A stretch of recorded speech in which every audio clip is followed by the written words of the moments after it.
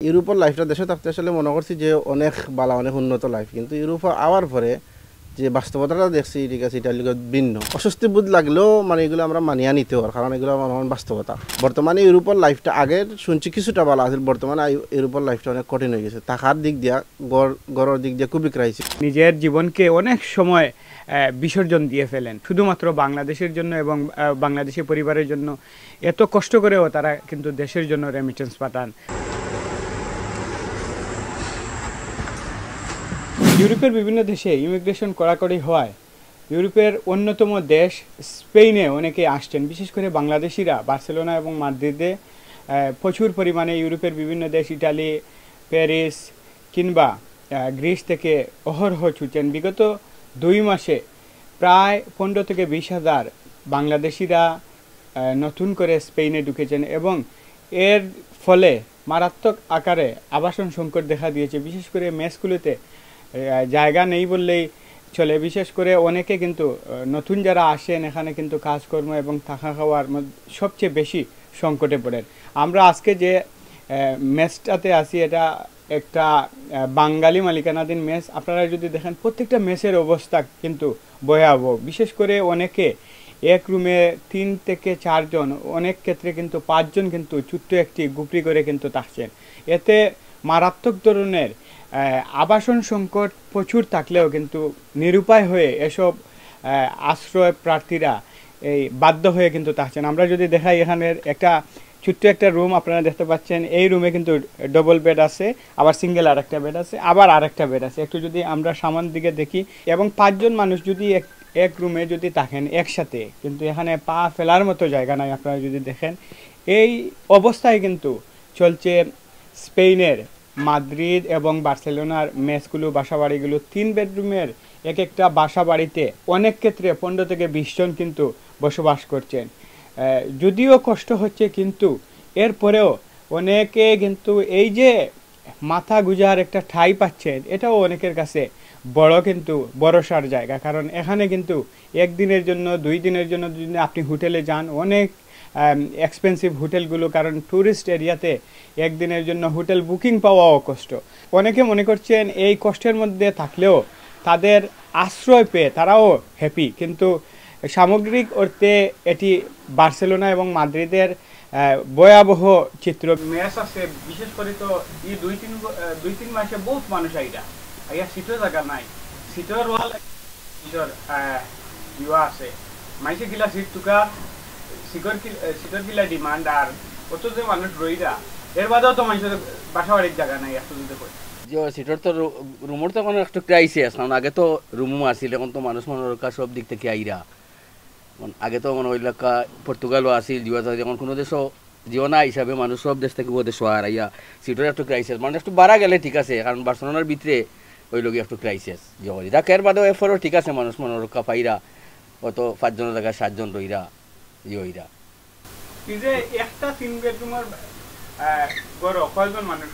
Bachelor একটু বেশি রইরা আর কি, ফ্যামিলি হইলে তো এগুলো লোকই ঠিক আছে। বেচেলার মনে হইল যদি একটু বড় রুম হয়, এক রুমও 4 জন 5 জন পর্যন্ত রইরা, ডাবল সিট দিয়ে রইরা। মানুষ রইন 3 রুম অত মানুষ রইন, কেউ ধ্যান দরবার করেনি অথবা মিল মহব্বত কিনা মিলমত তো ভালো আছে, ঠিক আছে। সারা তো আর সমান নাই মনে হইল, কেউ বালা কেউ বাদ।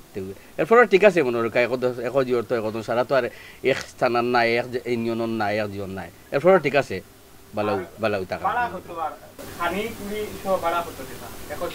সিট ভাড়া তো আগে একটু কম আছিল, বাট এখন জিও হিসাবে, কারণ রুমেরও গড়েরও ক্রাইস। আগে মনে কর 3 রুমের 4 রুমের গড় ভাড়াও কম আছিল, এখন ভাড়াও বেশি হিসাবে, পানি বিলও আয়, কারেন্ট বিলও আয়, ওয়াইফাই সবটা মিলাইয়াও মানে ভাড়া একটু বেশি আর কি। এখন আগে একটু কম আছিল, বাট এখন একটু বেশি।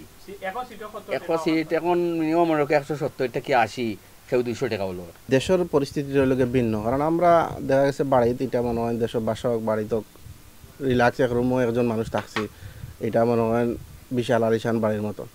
আর ইউরোপের লাইফটা দেশে থাকতে আসলে মনে করছি যে অনেক বালা অনেক উন্নত লাইফ, কিন্তু ইউরোপে আওয়ার পরে যে বাস্তবতাটা দেখছি ঠিক আছে এটার লিগে ভিন্ন। কারণ এখানেও দেখা যায় ইয়ালে ব্যাচেলার যে জিনিসটা, ব্যাচেলার থাকতে গেলে দেখা যায় এক রুমও 4 জন 5 জন, কোনো কারণ আছে 6 জনও রাখে।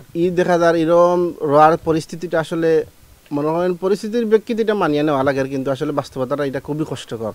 মানুষে এক রুমে 4-5জন মানুষ, তাও ভিন্ন ভিন্ন জায়গার মানুষ থাকতে মনে করেন একটা অস্বস্তি বোধ লাগলেও মানে এগুলো আমরা মানিয়ে নিতে পারি, কারণ এগুলো মনে করেন বাস্তবতা।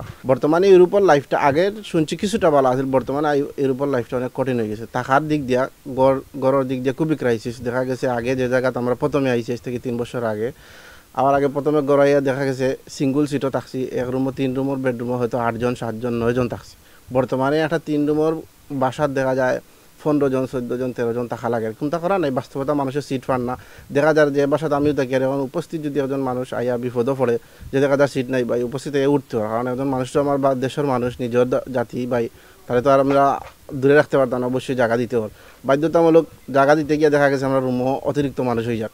তো এটা বর্তমানে যে বাসার ক্রাইসিস, এটা সবে মানিয়ে নিতে হয়। তারপরেও আলহামদুলিল্লাহ মনে করেন একজনের মাধ্যমে যে একজনের কারণে যে আমরা একটা বাসার থাকতে পারি, আর ওটাই লোকেও বেস্ট। যতক্ষণ পর্যন্ত আমরা কার্ড বা রেসিডেন্সি করা রয়েছে না, অতক্ষণ পর্যন্ত থাকা খাওয়াটা ওই লোকের সবচেয়ে গুরুত্বপূর্ণ। একটা খাজর খুবই ক্রাইসিস বর্তমানে ইউরোপের দিক দিয়ে, স্পেনও অনেক কষ্ট। খাজর একটা মানে আনলিগেল অবস্থায় রেসিডেন্সি ছাড়া কাজ পাওয়া খুবই কঠিন। আর রেসিডেন্সি হইলেও অন্ততপক্ষে খাজ খাম বা থাকার দিক দিয়ে অনেক আরাম আছে, ঠিক আছে, সব দিক দিয়েও বেটার।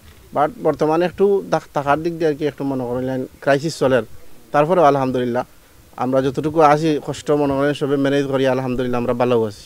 কষ্ট হয়নি এই যে এক রুমও 15জন 20জন থাকুন সমবয়সী, অনেক সময় আছে না নি মনে একলগে সারা যদি গরু আয়োজনতে বেশি জাম হয়ে দিব, এগুলা কষ্ট হয়নি অথবা মনোমালিন্য হয়নি? জি না, আলহামদুলিল্লাহ কোনো কষ্ট নাই, কারণ ওই সবু নিজের মানুষ মনে করি আমরা। ব্যাচেলার থাকতে গেলে নিজে মনে মনে মিলেমিশে থাকতে হয়, কষ্ট হইলেও এটাকে দূর করিয়া আমরা নিজে সব মিলেমিশে থাকার চেষ্টা করি বা থাকরামও, আলহামদুলিল্লাহ কোনো অসুবিধা হয় না।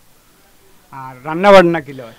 রান্না বান্না আলহামদুলিল্লাহ মনে করেন আমরা সবু মিলেমিশে দেখা আছে 10জন থাকি আর 12জন থাকি, সবে একদিন করে রান্ধি লইলাম। কেউ যদি অসুবিধা থাকে আরও জন্য হেল্প করাম, এটাও মোটামুটি আলহামদুলিল্লাহ চলিয়া যায় ভালো। দর্শক যেমনটি বলছিলেন, ইউরোপে হাজারো সফলতার মাঝে আপনারা যে স্বপ্ন দেখেন ইউরোপের, সেটি করুণ বাস্তবতা। যারা ইউরোপে কাজ করেন অনেকে স্টার্টিংয়ে কিন্তু স্ট্রাগল করতে হয়, অনেক কষ্ট করতে হয়, নিজের শখ আহ্লাদকে বিসর্জন দিয়ে দেশের মানুষের জন্য, দেশের পরিবারের জন্য কিন্তু এই প্রবাসীরা কিন্তু নিজের জীবনকে অনেক সময় বিসর্জন দিয়ে ফেলেন।